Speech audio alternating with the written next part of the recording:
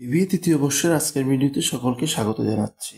এই ভিডিওটিতে বিবিএ তৃতীয় বর্ষের হিসাব বিজ্ঞান বিভাগে অ্যাডভান্স অ্যাকাউন্টিং 1 বইয়ের accounting for stock holders equity এই অধ্যায় হতে এনইউ বিবি অনার্স থার্ড ইয়ার অ্যাকাউন্টিং 2017 সালে আসা একটি অঙ্ক সমাধান করা হয়েছে। এই অঙ্কটি 2017 সালের ফাইনাল পরীক্ষায় বি পার্টে আসা একটি অঙ্ক। প্রশ্নটি হচ্ছে, prime corporation issued 300 shares of টাকা 10 par value common stock and 100 shares of Taka 50 par value preferred stock for a lump sum of Taka 40,200. The common stock has a market value of Taka 20 per share and the preferred stock has a market value of Taka 90 per share.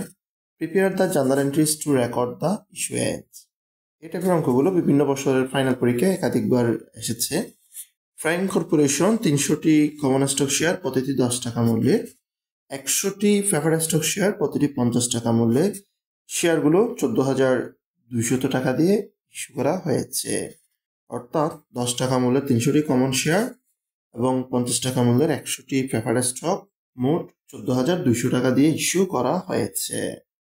আবার বলতেছে, the common stock has a market value of টাকা 20 পার share.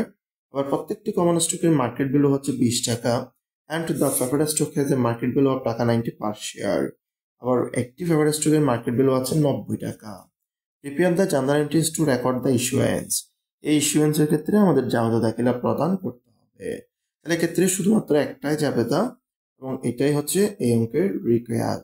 একটা জাবেদা হলেও এখানে বেশ কিছু জটিলতা রয়েছে এবং এখানে জটিলতাটি হচ্ছে এখানে যে অতিরিক্ত টাকাটি রয়েছে ফেডিং ক্যাপিটালের টাকা, সেটি বের করাই হচ্ছে এই অঙ্কের মূল জটিল বিষয়। তাহলে 300টি কমন স্টক প্রতিটি 10 টাকা হলে এটার মোট কমন স্টকের ভ্যালু আসবে হচ্ছে 3,000 টাকা। আবার 100টি প্রেফারেড স্টক ভ্যালু হচ্ছে 50 টাকা। তাদের টোটাল ভ্যালু আসবে 5,000 টাকা।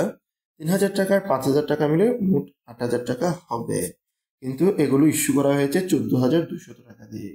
যেহেতু 14,200 টাকা দিয়ে ইস্যু করা হয়েছে, তাহলে এক্ষেত্রে অতিরিক্ত মূল্য, যেটাকে আমরা ফেডিং ক্যাপিটাল বলে থাকি, সেটি আছে।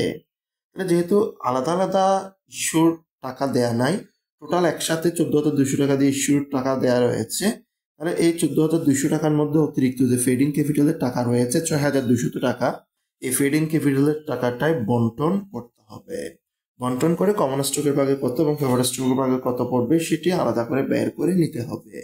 এরপরে জার্নাল এন্ট্রিটি দেওয়া যাবে। নিচে একটি ওয়ার্কিংসের মাধ্যমে এই টাকাটি বের করা হয়েছে। Calculation for paid in capital in excess of par preferred and common stock. Preferred stock এবং কমন স্টকের উপর যে paid in capital in excess of par ভ্যালুর টাকাটি রয়েছে সেটি বের করার ক্যালকুলেশন। ওয়ার্কিংসের শুরুতে প্রথমে কমন স্টকের মার্কেট ভ্যালুটি লেখা হয়েছে। আমাদের প্রশ্ন লিখিত আছে প্রতিটি কমন স্টকের মার্কেট ভ্যালু হচ্ছে 20 টাকা এবং মোট কমন স্টকের সংখ্যা হচ্ছে 300। তাহলে 300 থেকে 20 দিয়ে গুণ করলে 6,000 টাকা, এটা হচ্ছে কমন স্টকের মার্কেট ভ্যালু। এরপরে প্রেফারেড স্টকের মার্কেট ভ্যালুটি লেখা হয়েছে। আমাদের প্রেফারেড স্টকের সংখ্যা হচ্ছে 100 এবং প্রেফারেড স্টকের মার্কেট ভ্যালু বলছে প্রতিদিন 90 টাকা করে, তাহলে মোট 9,000 টাকা। এটি হচ্ছে প্রেফারেড স্টকের মার্কেট ভ্যালু। 6,000 টাকা আর 9,000 টাকা দুইটা টাকার যোগ করলে মোট 15,000 টাকা হয়। তাহলে মার্কেট ভ্যালু হিসাব করলে মোট 15,000 টাকা, কিন্তু এই শেয়ারগুলো ইস্যু করা হয়েছে 14,200 টাকা দিয়ে। এরপরে এক্ষেত্রে অ্যালোকেটেডের কাজটা করা হয়েছে। তাহলে allocated to common stock, common স্টকের ভ্যালু হচ্ছে 6,000, দুইটা যোগ করলে টোটাল ভ্যালু হচ্ছে 15,000। আবার তাদের ইস্যু প্রাইস হচ্ছে 14,200। তাহলে 6,000কে 15,000 দিয়ে ভাগ করে 14,200 দিয়ে যখন গুণ করবে তখন আমাদের কমন স্টকের জন্য ভ্যালু বের হয়ে আসবে 5,680 টাকা। এরপরে হচ্ছে অ্যালোকেটেড টু প্রেফারেড স্টক, সেটি হচ্ছে প্রেফারেড স্টকের ভ্যালু 9,000, টোটাল ভ্যালু 15,000, সেটাকে গুণ করা হয়েছে 14,200 টাকা দিয়ে। এই 14,200 টাকা এটা হচ্ছে আমাদের ইস্যু প্রাইস। 9,000কে 15,000 দিয়ে ভাগ করে যখন 14,200 দিয়ে গুণ করা হবে তখন 8,520 বের হয়ে আসবে। অর্থাৎ কমন স্টকের জন্য 14,200 টাকার মধ্যে টোটাল টাকা হচ্ছে 5,480 টাকা, আর প্রেফারেড স্টকের জন্য 14,200 টাকার মধ্যে টোটাল টাকা হচ্ছে 8,520 টাকা। দুটা টাকা যোগ করে দিলে 14,200 টাকা চলে আসবে। এবার paid in capital in excess of par ভ্যালুর টাকাটা বের করা হবে। তাহলে paid in capital in excess of preferred stock, আমার প্রেফারেড স্টকের জন্য ক্যালকুলেশন করা টাকা হচ্ছে 8,520 টাকা। আবার 100টি প্রেফারেড স্টক প্রতিটি 50 টাকা করে, তাহলে 5,000 টাকা। 8,520 থেকে 5,000 মাইনাস করলে 3,520 টাকা।